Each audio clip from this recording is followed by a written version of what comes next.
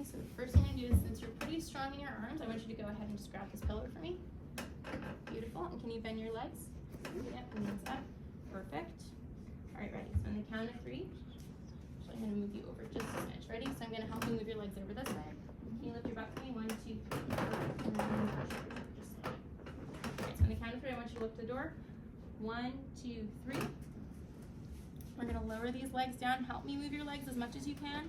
Very good. Now that you can do it, can you prop up on your elbow a little bit? Just a smidge. Okay, and then I'm gonna help you. 1, 2, 3, up. You doing okay? Not dizzy? Awesome. Okay, we're gonna just wait a minute.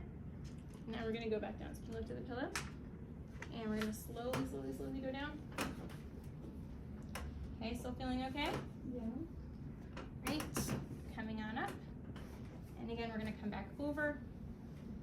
All right, so I'm just gonna make sure again that this didn't get kinked. Did we roll over onto it?